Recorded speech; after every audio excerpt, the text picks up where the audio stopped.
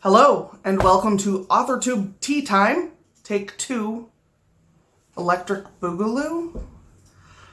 You guys, okay, there is a lot going on, and I want to make sure that I just make it clear that this was started by like a bunch of other people. I'm not the first, nor will I be the last to talk about this situation. I will put a bunch of links down below to other channels' videos about this situation. Full disclosure, I've been on Authortube for quite some time. I'm real removed from what's going on in the Authortube community for a number of reasons. Number one, I have a full-time day job, so Authortube really is for me a hobby. I don't think of it as an income or as this is where I'm supposed to, make my readers. I don't think of it that way. I do enjoy making friends who are writers and writing together and learning from each other. I am not one who knows everything that's going on behind the scenes and knows all of the things that are problematic. As most of you probably know, I have a relatively tight-ish group of Authortube friends who is pretty open to anyone coming and hanging out, but I don't really associate with people who don't come hang out in our things, and that's not anything personal, it's just I don't have time.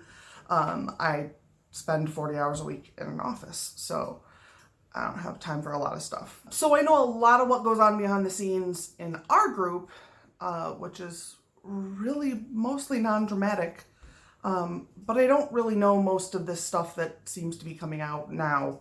Regarding what's actually happening, author Kristin Martin, who is also a YouTuber, was putting her arcs up for essentially sale on Patreon at the $50 level when you have subscribed for 3 consecutive months, thus making an arc, an advanced reader copy, $150. Arcs are free. They are books given to people to read ahead of time before the book is released so that you can get a little bit of buzz built up around it. It is a totally legitimate process when done that way. According to Kristin Martin's own video, she indicated that the only way to acquire the arc, was to be a patron at the $50 level for 3 consecutive months, and she said no exceptions. That in and of itself wasn't a problem. Many authors were reaching out to her, trying to ask her if this is really what was happening, and explain to her that arcs are free and that's not how this works. And Miss Martin started to block everyone who dissented. She released a very snarky 3-part tweet, basically telling us that we don't know what Patreon is or how it works, and then proceeded to delete those tweets and block everyone who continued to tell her that arcs are in fact free, and this is not ethical for her to behave in this way. So this video that we are watching now is going to be kind of my summation of both what I said in the last video and some new things. I hope that this is helpful to some people. I hope you watch the whole thing. If you agree, disagree, whatever, please leave a comment down below. We can have a discussion. I'm not going to block you. So, as I've indicated already in this video, arcs are free.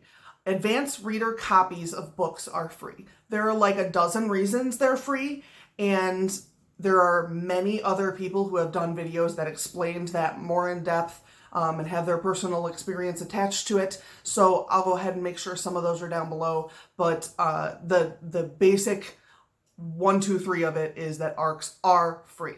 The next thing is that misrepresenting yourself is lying, and that is something you shouldn't be doing. But overall, the next thing I want to say is that lying to your subscribers is really fucked up and wrong. The next thing is that building a brand should not harm other people. I understand that we're all trying to build our brands, we're all trying to sell books, we're all trying to sell this, that, the other. Everybody has a right to try to sell what they can sell, but you don't have to stomp all over other people to do it. You don't have to rip people off, you don't have to lie to them.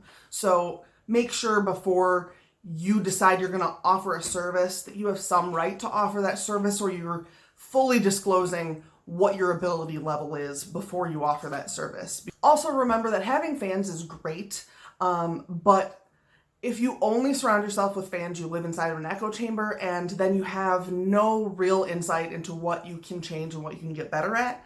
So locking yourself away from anyone who isn't your fan, anyone who dissents, anyone who is critical, is very detrimental to your ability to improve as a person, let alone as a writer. Okay, now the second part that I wanted to talk about very briefly is something beyond the Kristin Martin situation.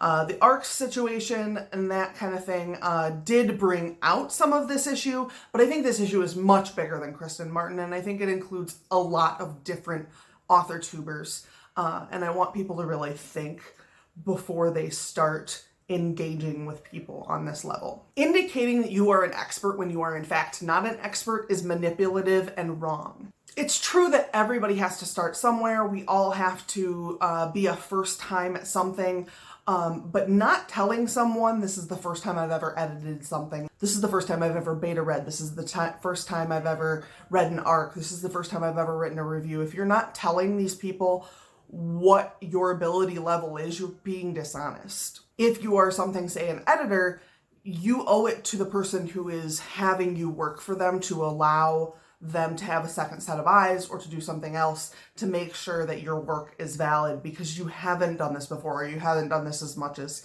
say, the next editor who's getting paid a ton of money for it. So that's why it's important to know what the credentials are of a person who you hire or work with. If you are worried about anything that's going on during your publishing process, you need to stop and take a step back and look at things and make sure that you are doing something that is not going to damage you overall. Sometimes people don't have your best interests at heart, and their goal is not to help you. Their goal is to make their own money, and if they have to manipulate you or mistreat you to do so, they are willing to do that if you allow them. So I made a list of ways that you can try to keep yourself from getting swindled by someone who has no credentials. You can claim a lot of things, but there are ways to kind of work and make sure that you're doing your due diligence, if not going above and beyond, to try to be able to make sure that the person you're working with has the credentials that they're indicating they have, or that they're giving you a list of credentials and not that they're just telling you they're really good at this thing. Number one, above all else, don't ever forget nothing is free. If someone tells you, oh, I'm going to do this free of charge, or I'm going to do this as a favor, stop yourself and say, what are they getting out of this? Nobody does anything for free. And that's very true in all areas of your life. If somebody wants to give you something for free, figure out what it is they want out of it, because things don't just get dropped off to you for free. Anytime someone offers you assistance, especially if they're offering it to you at a low discounted kind of rate, make sure that you are looking into their credentials. Ask them what their credentials are, look into the background. If they said that they worked for this publishing company for 3 years, you can reach out to that publishing company. You can do what you need to do to try to figure out if they worked for a place.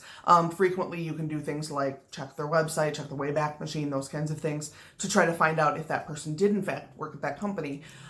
They won't tell you anything about them, but you can find out whether or not they worked there, so you can at least tell whether or not that statement was true.